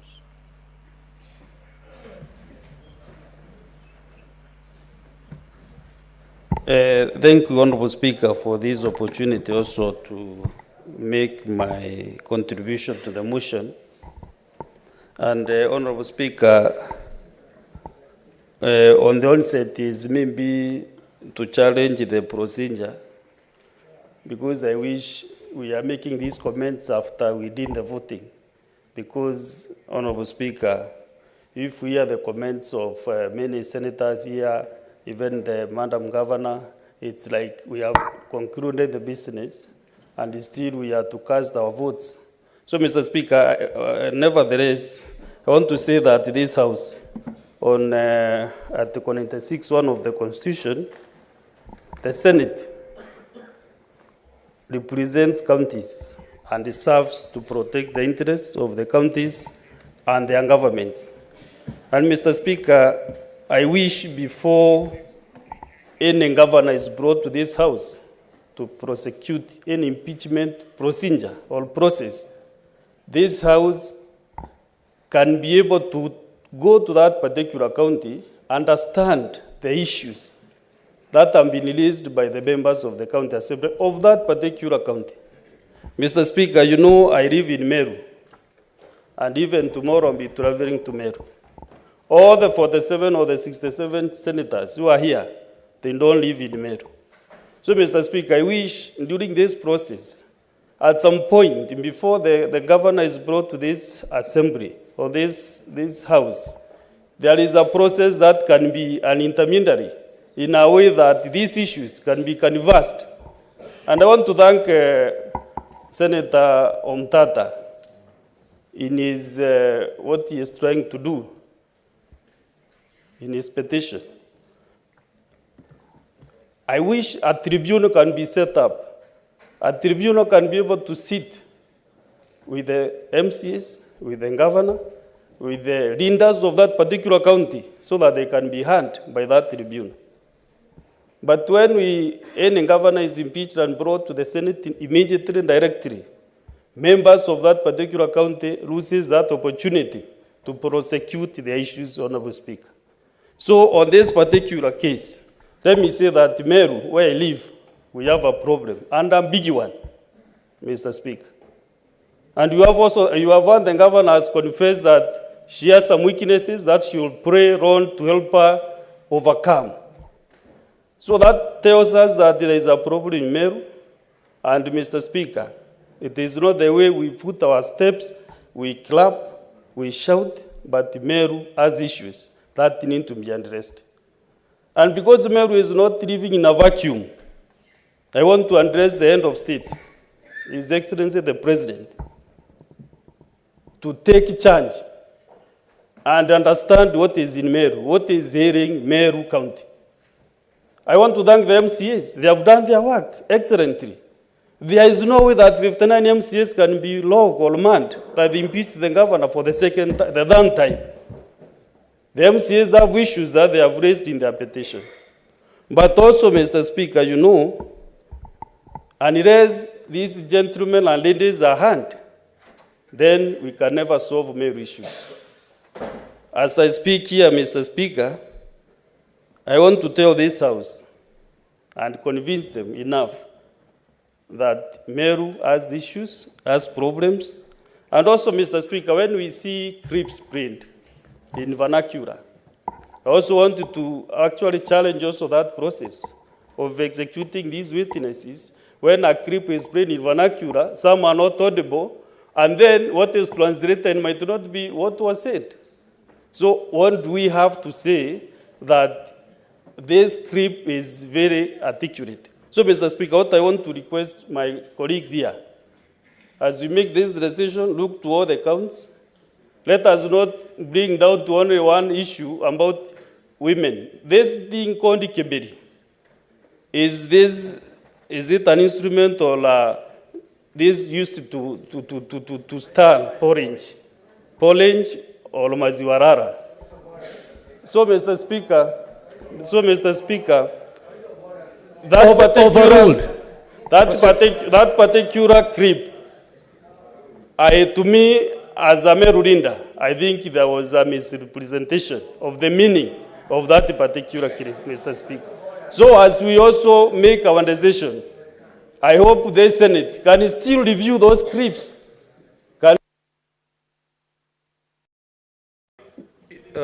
Honorable Deputy Speaker, your time is up. Now, honorable senators, at this juncture, I will call upon the mover to reply. Mr. Speaker, sir, I've had opportunity to listen to colleague senators, and of course the views are far and wide, as you would imagine. Many agree, many disagree with what has been spoken about here. Mr. Speaker, sir, I want to humbly plead with the House that immediately after this procedure, please let us conclude the impeachment procedure bill. We cannot be the House that is castigating county assemblies for not having lived up to the dictates of our Constitution, yet as a Senate for 3 terms, we have not been able to guide our county assemblies on how to properly carry out an impeachment. It is my humble submission, Mr. Speaker, that the County Assembly of Meru did their job exceptionally well. In fact, Mr. Speaker, because you are drawing close, to me, there are certain charges among SS7 that the County Assembly has proved beyond reasonable doubt. Mr. Speaker, it is unfortunate that we find ourselves in such a situation where I think, like one senator has said, damned if you do, damned if you don't. And I want to reiterate as I conclude, Mr. Speaker, what I prescribed earlier in my moving notes, that either way, whether we save Governor Kawira or whether we impeach her, Meru people will still need the guidance of this House, because there are no easy way out of the current situation. The failure that exists in Meru is far and beyond either saving or impeaching a particular governor. Therefore, Mr. Speaker, I want to request our colleagues that let's conclude this exercise. Cast your vote with your conscience. Listen to what the people of Meru are saying.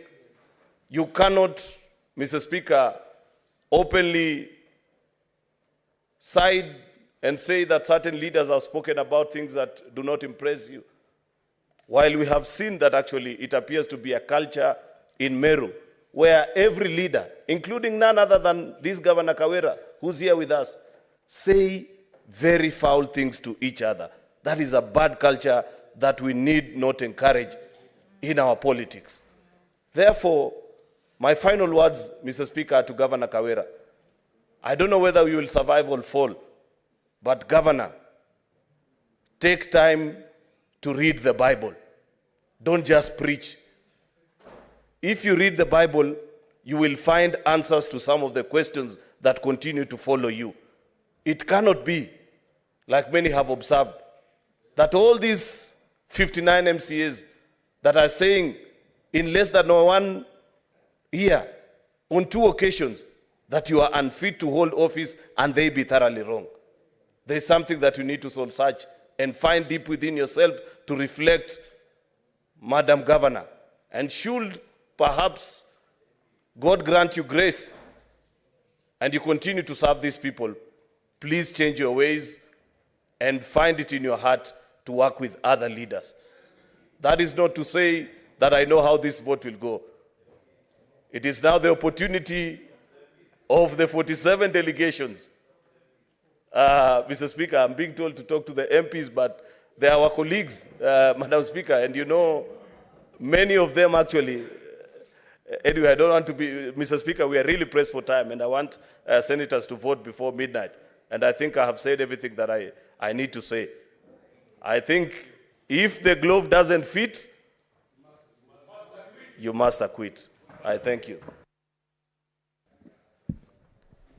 Now, honorable senators, pursuant to Standing Order 84-1, I do make a determination that this matter indeed affects counties and therefore voting shall be by delegations. I will direct the Sergeant at Arms to ring the bell for 10 minutes. Now, the reason why the bell needs to be rung for 10 minutes, the system needs to reboot. It has been overstretched beyond its limit. If we start voting now, it's going to collapse. So for those 10 minutes, the system will reboot, and then voting shall be done electronically. Thank you.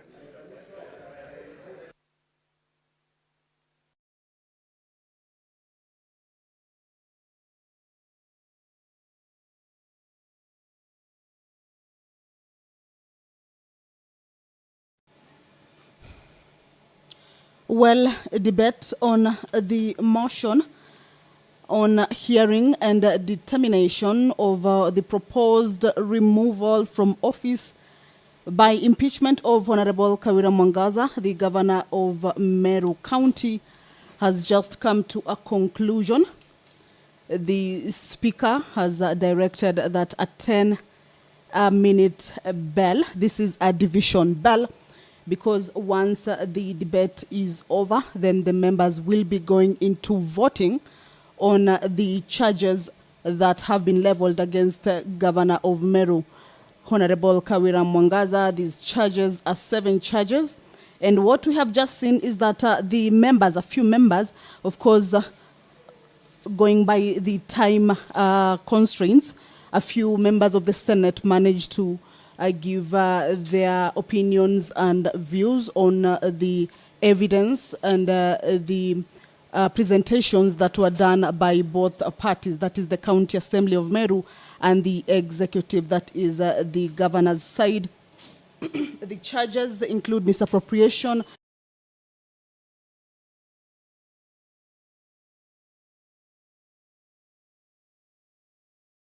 other leaders, illegal appointments and usurpation of statutory powers, contempt of court, illegally naming a public road after husband, as well as contempt over the assembly. So these are the 7 charges that the governor of Meru County is facing. And the 10-minute bell, that is the division bell, is just to put in place the measures that will be guiding in the voting process. Remember, 47 of the senators will be will be taking a vote as directed by the Speaker, indicating that the vote will be by delegation.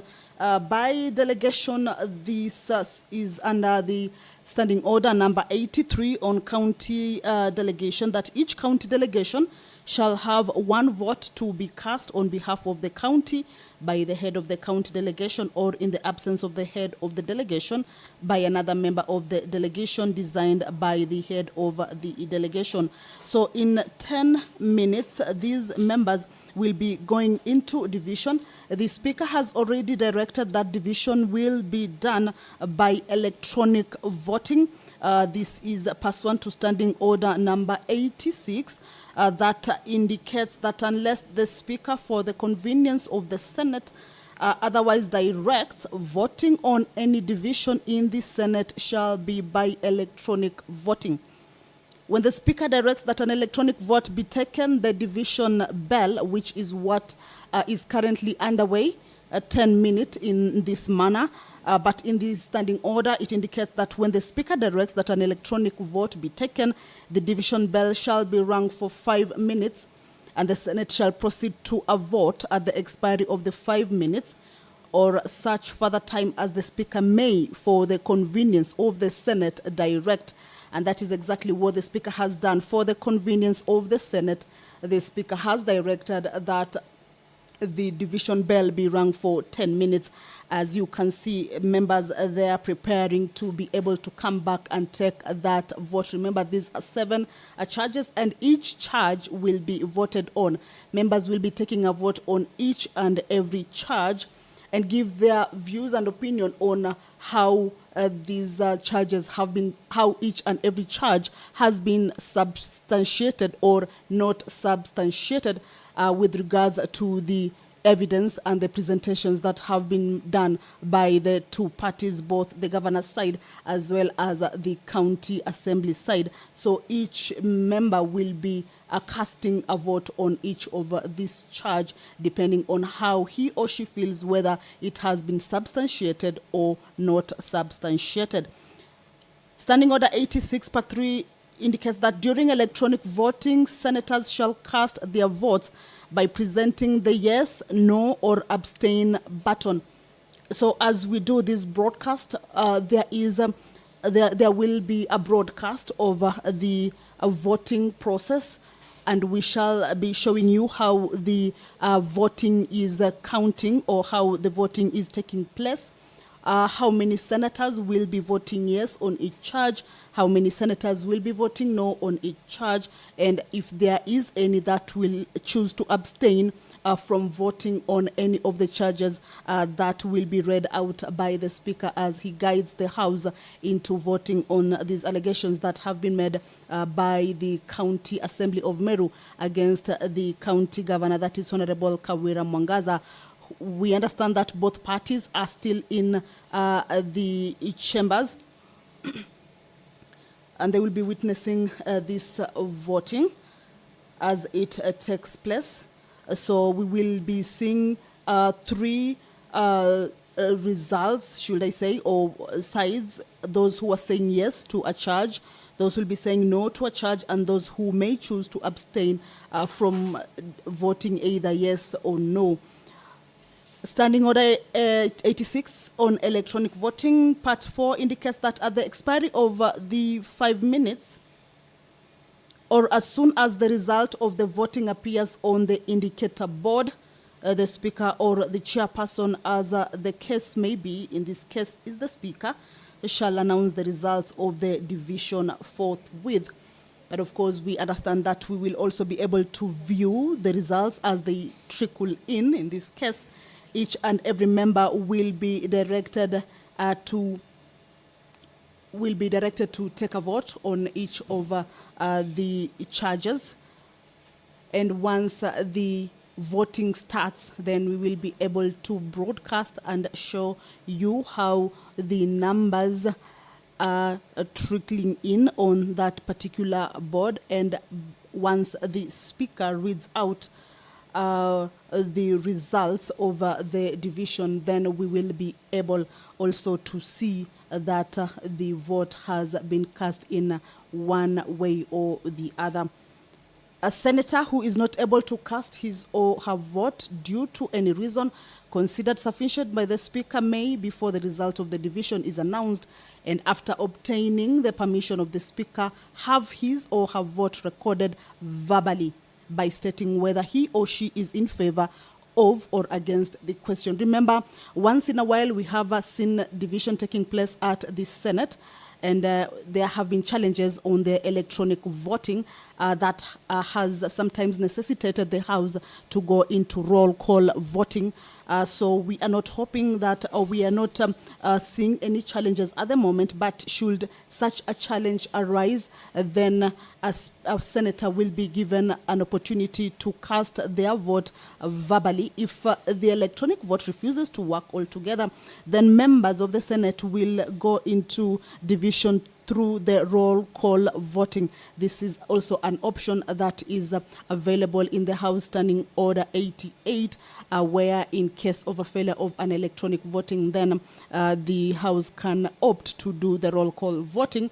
Remember, 47 members, that is the county delegation, 47 members of the Senate, these are elected members, will be casting their vote. And in this case, for a charge to be termed as having been substantiated or not substantiated, then the number has to be 25. This is more than half of the senators in the chamber, or the elected senators. So we are looking at 25 members to be voting in one way for it to be having termed as a complete vote or a complete decision by the senators. So once we go back into the division process or the voting process, then the members will be looking at having a 25 number there for it to be able to move to the next stage in all the charges that have been forwarded to the Senate with regards to the removal from office by impeachment of Honorable Kawira Mwangaza, who is the governor of Meru County. So once the 10-minute quorum or other division bell lapses, then the Speaker, of course, will call the House to order, and each senator will be required to log out of their electronic devices, then again log in. By that, then that means that the process will be picking up at the same time, and each member will be allowed to be able to cast their vote, and then the numbers will be showing on the board, and we will be able to broadcast it to you wherever you are, and you'll be able to see the votes as they come in on that particular board. Remember, this is a live broadcast that has been brought to you by the Parliamentary Broadcasting Unit in partnership with the Kenya Broadcasting Corporation. We have been broadcasting this at 2-day trial for you live, and you have been keenly following these proceedings. We have seen members giving their opinions and views with regards to the presentation that has been made. Some indicating that they will not be allowing what has been termed as gender-based violence in a way, following the videos that have been broadcasted as evidence in the chambers. And of course, that is one of the issues that we have seen senators extensively touching on in their debate as the presentations were over and the House had gotten into the debate session on the motion that is the motion on the removal from office by impeachment of the Meru Governor Kawira Mwangaza. So if you are just joining us, then just remember that we are at the tail end of this 2-day trial. There have been processes from Tuesday at 9 a.m. when the hearing process began. And today, remember, it was a 2-day trial. 2 days appointed, that was the 7th of November and the 8th of November appointed for this particular hearing, or rather impeachment hearing. And at this moment, the Senate is rushing against time. Remember, it was only 2 days, that is the 7th and 8th of November, to have completed this particular hearing, investigated the case, and did make a determination and find out whether the allegations or accusations that have been leveled against the governor can be substantiated or not, and give a communication on the same. So what will be coming up after the bell is that the senators will be taking their vote on this particular day in a manner that has been termed to be an electronic voting. But should there be any challenges in the electronic voting, then the House may opt to go the roll call voting way. The roll call standing order number 88 indicates that when the Speaker directs a roll call vote to be taken, the division bell shall be rung for 5 minutes. But currently it is a division bell that members are putting themselves in order to be able to come back and vote electronically. That is the first approach that members usually use in such a case. Once they choose, all right, allow me to hand you over. It seems like the 10 minutes is done. Allow me to hand you over for the voting process.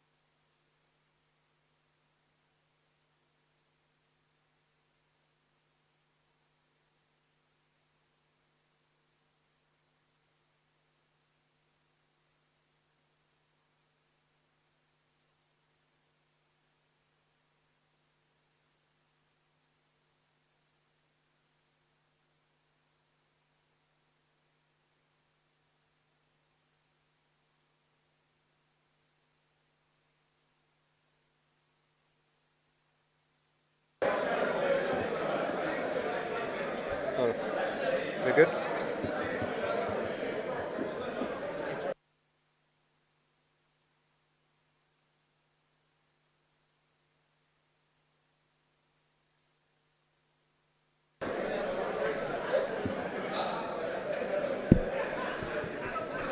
Order, honorable senators, kindly take your seats. Honorable senators, kindly take your seats.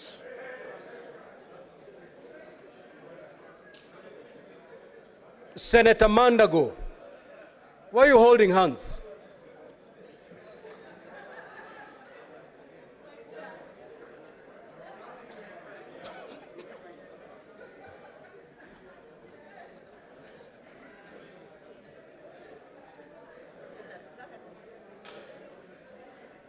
Order, honorable senators, let us take our seats.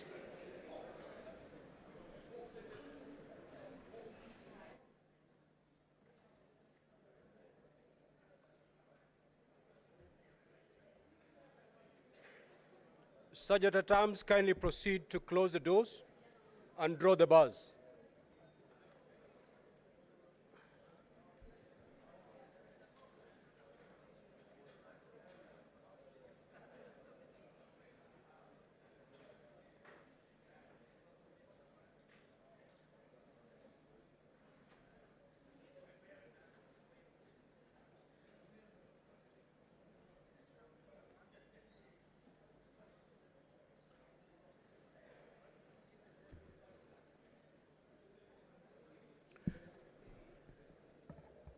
Now, honorable senators, before we proceed to vote,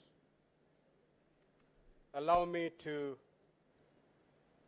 bring clarity to this process so that there are no mistakes as we proceed to vote. We are voting 7 times because the charges are 7. So we'll call one charge, you vote. We move to the other charge, we vote, until we come to the very last 7th charge. Now, I want to make it clear. These are 7 charges. If one of them is substantiated, Her Excellency Governor Kawira ceases being a governor of Meru, even if it's just one charge that has been substantiated. If I call the charge, if you vote yes, it means you're saying that charge has been substantiated. If you vote no, you're saying that charge has not been substantiated. So that clarity is important so that we don't make mistakes as we proceed on this very important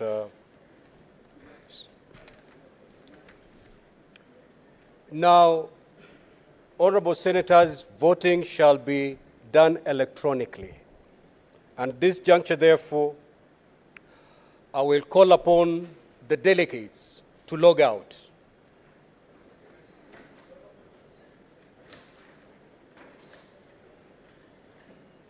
Sergeant at Arms, I want you to go around and pull out any card, any delegate card that is still inside the delegate unit. Once you have done that, Sergeant at Arms, kindly confirm so that we move to the next step.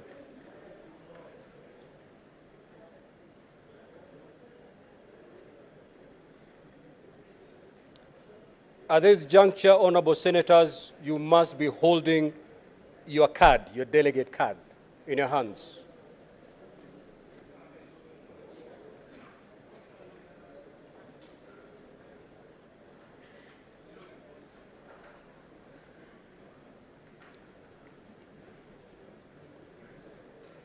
Sergeant at Arms, you are waiting for your signal.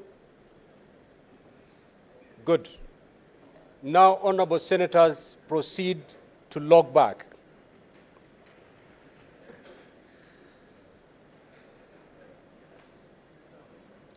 Log back into the delegate units.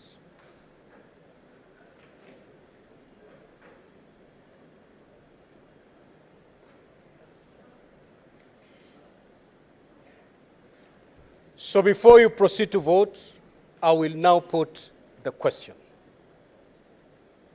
which is that whereas pursuant to Article 181 of the Constitution and Section 33 of the County Governments Act, on Wednesday, 25th of October 2023, the Meru County Assembly approved a motion to remove from office by impeachment Honorable Mwangaza, the Governor of Meru County.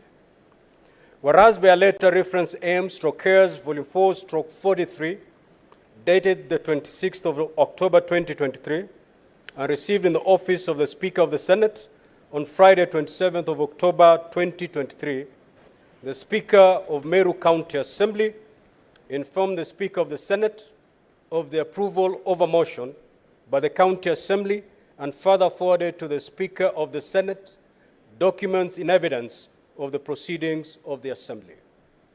Further, whereas pursuant to Article 181 of the Constitution, Section 33 of the County Governments Act, and Standing Order 80 of the Senate heard the County Assembly on the grounds for removal from office by impeachment of Honorable Kawira Mwangaza, the Governor of Meru County.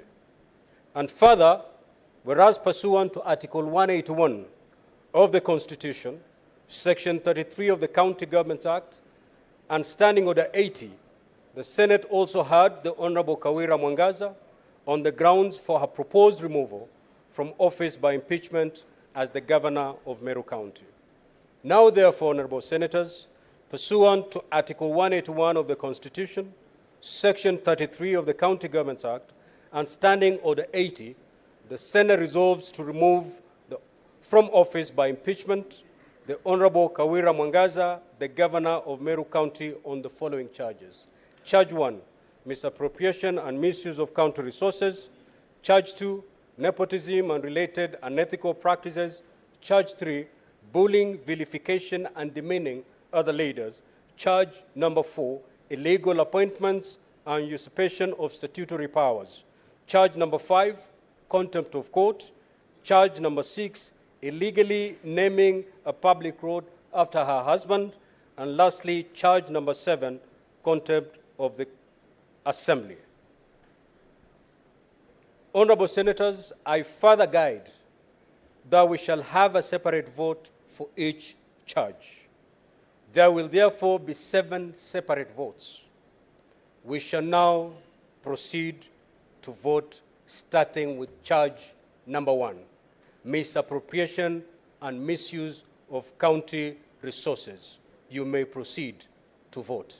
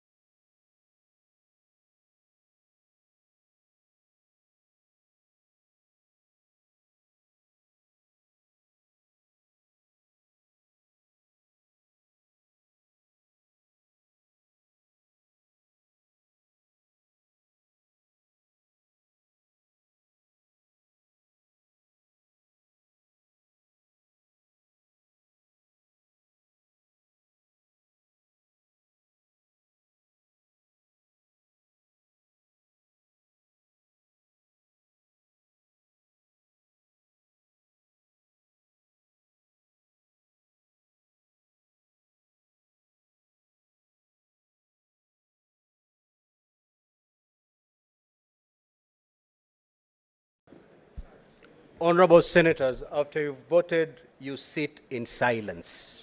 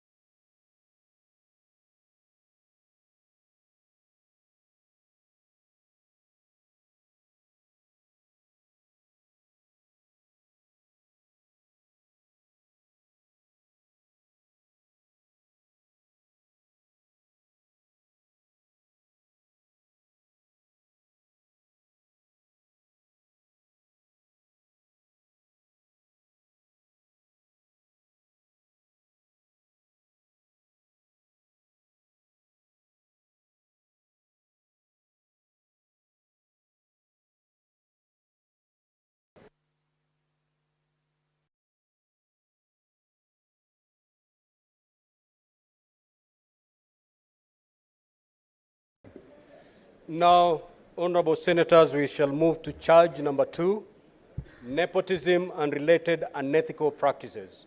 You may proceed to vote.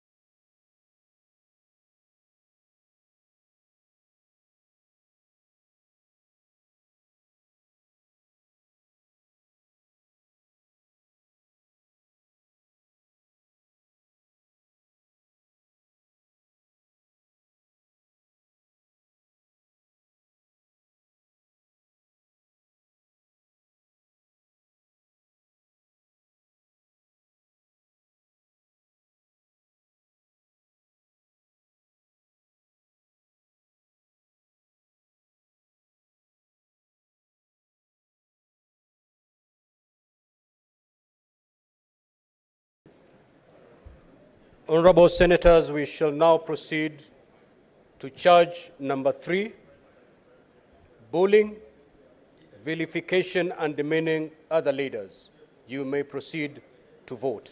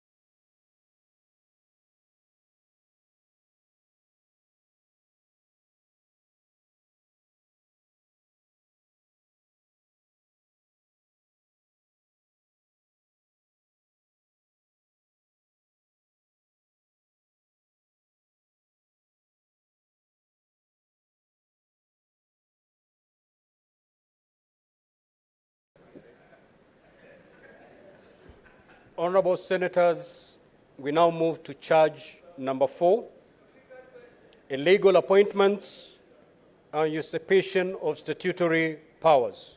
You may now proceed to vote.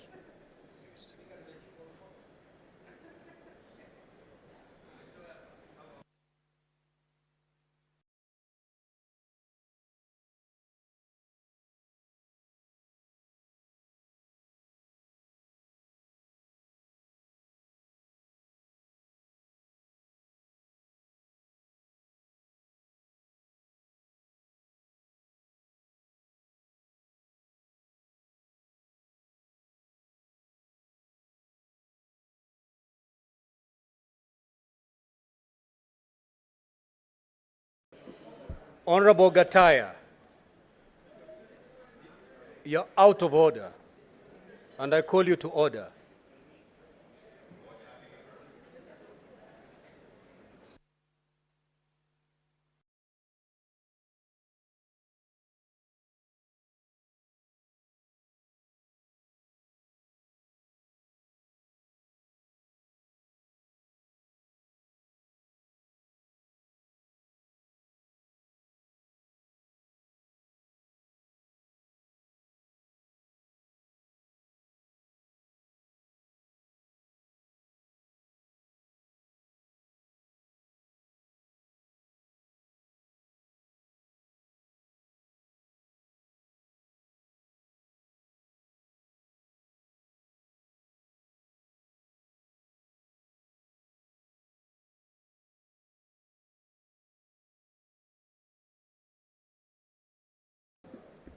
The Honorable Senator Tom Ojenda, proceed to dispatch and cast your vote.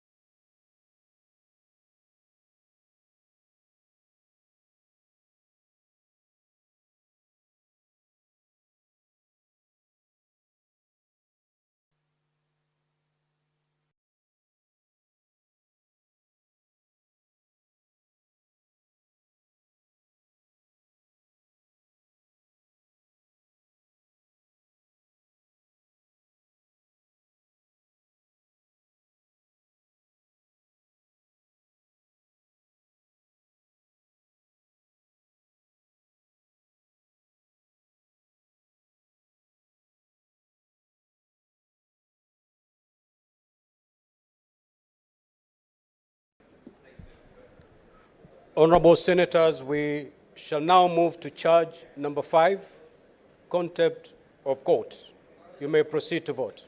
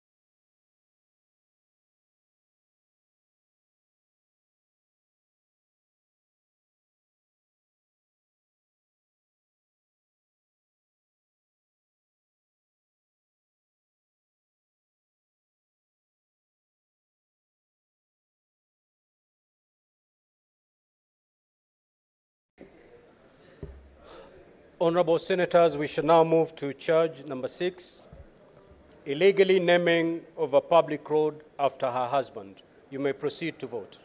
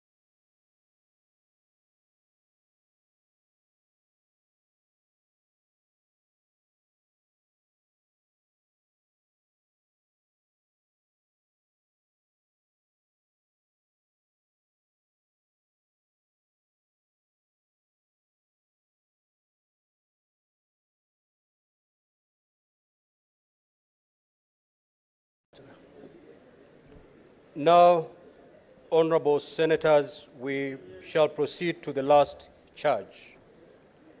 Now, to the members of public, depending on which side you are, and depending on how the voting will be done on this last charge, you must be silent. To the parties, it matters not the outcome of the vote on the last charge. You must be seated in silence. To the members who are seated in the speaker's gallery, it matters not the outcome of the vote on the last charge. You must sit in silence. Charge number 7, contempt of the assembly. Senators, you may now proceed to vote.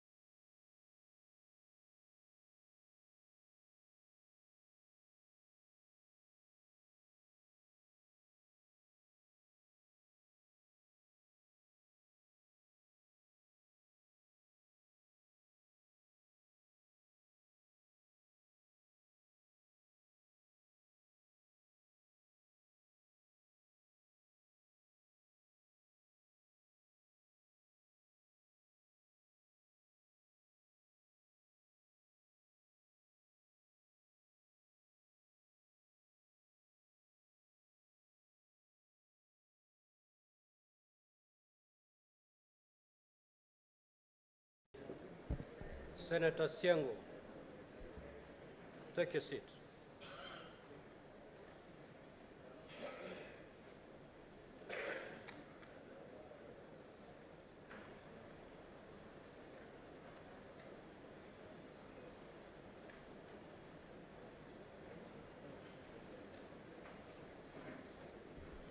Honorable senators, the results of the division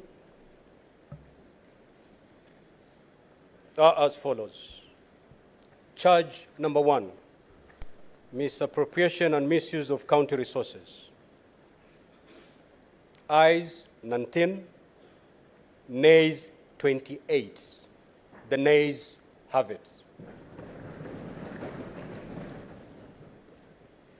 Charge number 2, nepotism and related unethical practices.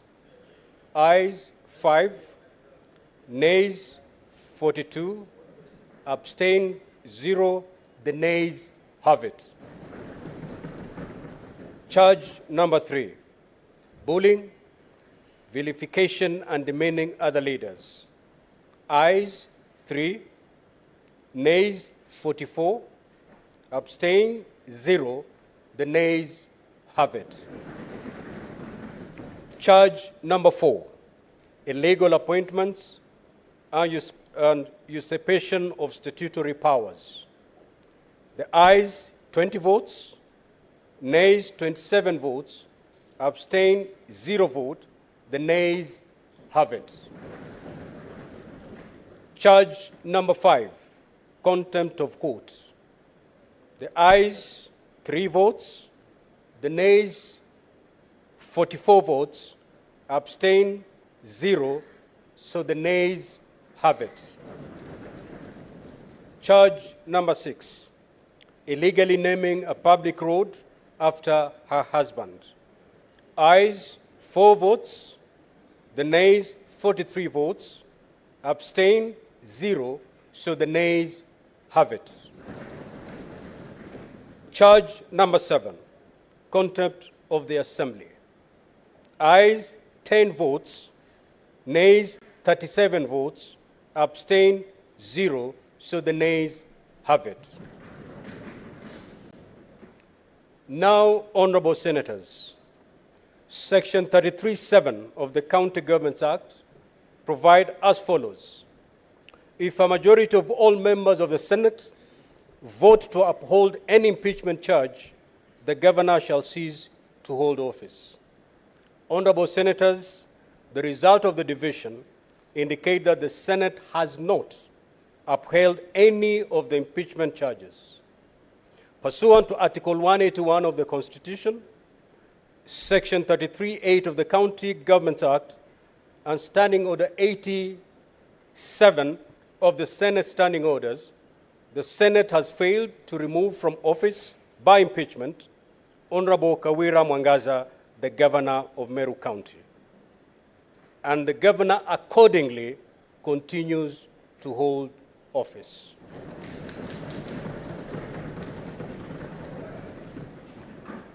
You may now withdraw the bars and open the doors. Now, to the parties, you shall stay seated as the senators exit the chamber. Likewise, the people who are in the public gallery, you will stay seated as the senators leave the chamber. And for those who are seated in the public gallery, you shall stay seated as the senators leave the chamber. Honorable senators, you may now rise.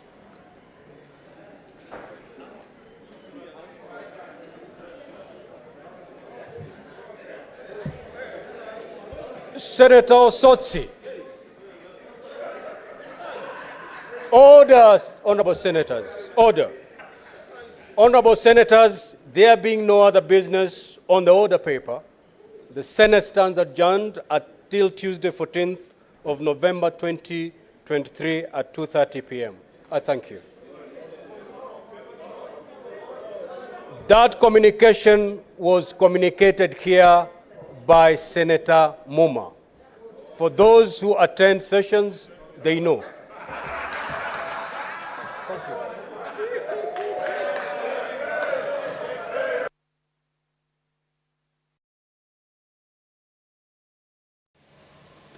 Well, that is the end of the two-day trial of the proposed removal from office of Governor Kawira by impeachment, a resolution that was reached by the County Assembly